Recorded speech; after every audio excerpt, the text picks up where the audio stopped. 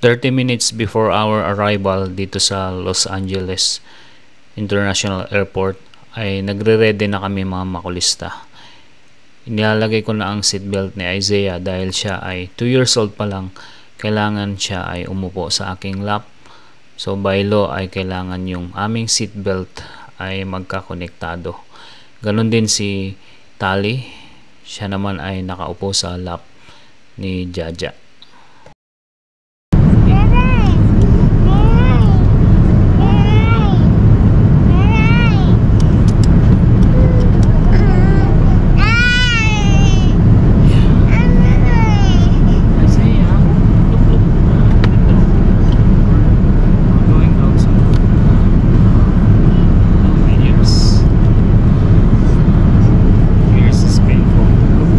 Nararamdaman ko na pababa na ang eroplano mga makulisan dahil yung tenga ko ay medyo sumasakit na, at ganoon din si Sia ay sumasakit din ang tenga niya, napaiyak pa nga siya.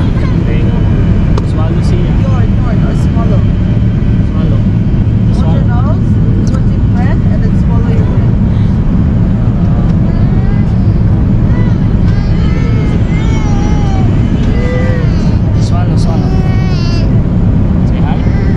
Nagwawala si Isaiah dahil gusto niyang pumunta sa nanay niya, kaya nagpalit kami muna. Sa akin muna napunta si Tali at siya naman ay nasa nanay niya para naman maging smooth ang aming pag-landing. Ayan mga makulista, ito na, few minutes na lang ay bababa na kami. Swallow. Sakit yung yung tenga niya kahit ako eh. Say hi Tali. First time mong napaka-memorable nga itong journey namin dito sa Amerika mga makulista, dahil first time ni Tali, Isaiah at saka ni Zia na makarating dito sa Amerika. At exactly 6 AM ay nakapag-landing naman ng maayos ang aming eroplano. Punta muna kami sa kunin namin yung mga bagahe namin. So dito na kami sa US Border Protection.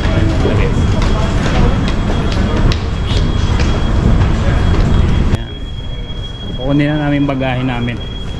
Carousel 7. What's in this here? Duty free. Ayan. Baba, duty free.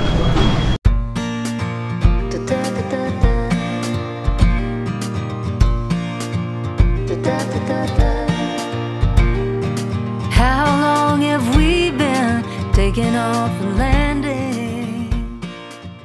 Andito na kami sa Los Angeles. Na-claim na namin yung baggage namin. Ayan si Sia. Hi Sia.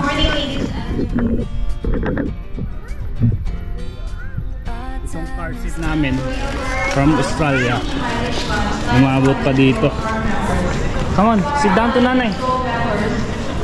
Isaiah, push, push, push. Bali dalawa yung car seat na dinala namin. Grabe. Tapos si Tali, ayun hello. Kumusta yung ulo niya? Nakumpog kanina to eh. Antok na antok siya.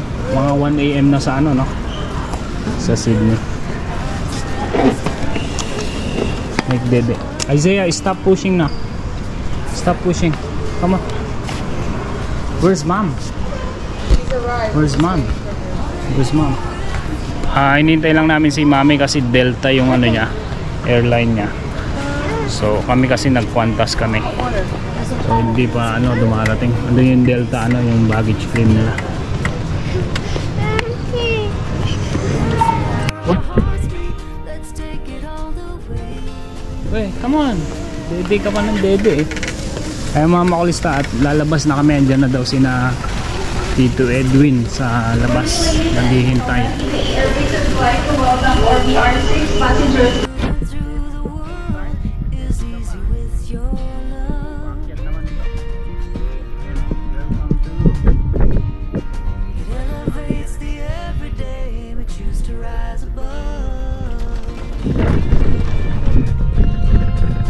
Our time is done.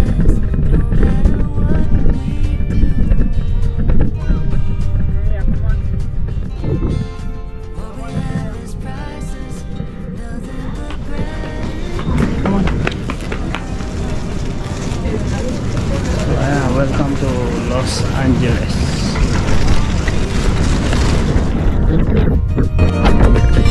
Sun comes shining through, where every dream comes true. Sa labas. Hindi na ako asan yung sasakyan namin.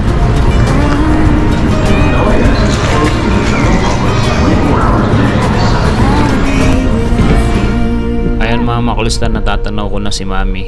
Delta kasi yung sinakyan niyang airlines, kaya dito na lang kami nagkita sa LA. Pagod! Para akong prinsesa.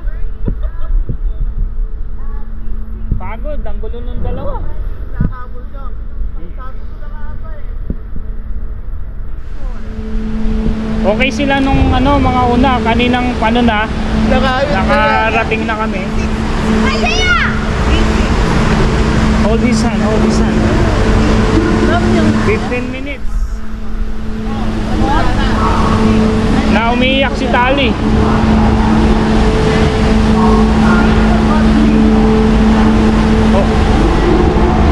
Diyan ka para masagasaan ka pa eh. Hindi ko na siya bibitawan. Hirap pa naman gumawa ng lalaki. Nag-iisa ka lang ka mo. Ayan na. Maganda naman doon sa sinakyan ko. Kumusta yung flight nyo? Maganda. Saka okay yung pagkain. Sa amin, magsasawa ka sa pagkain. Marami. Unlimited oh. Si Sia kanina, siya na yung kumukuha sa mga lalagyan.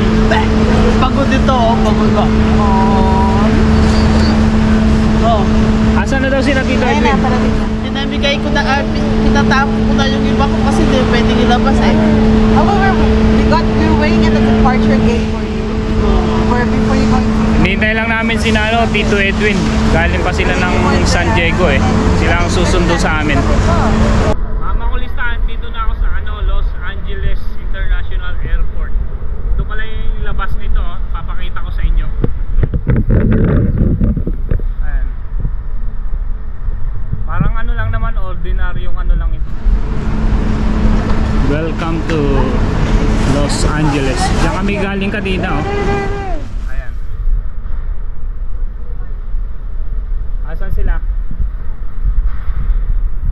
Dadating naman sila dito, di ba? Ha? Saan?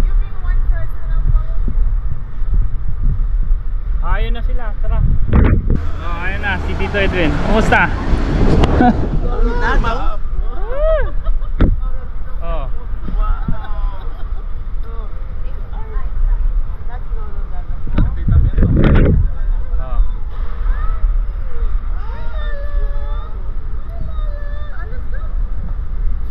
Tara na, sakay na lang muna natin yung car seat. Okay na, si AJ. Wala, kumusta na?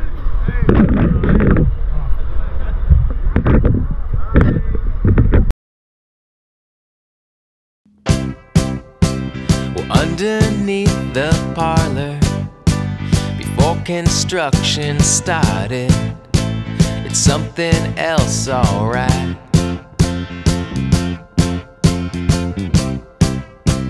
Well, many moons have risen, the tides are all forgotten, but watch out for the sight.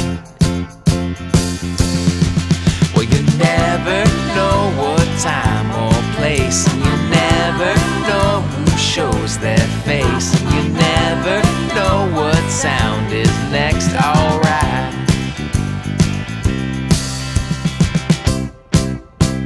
Well, ask around, you'll hear the same old stories told that never seem to get old.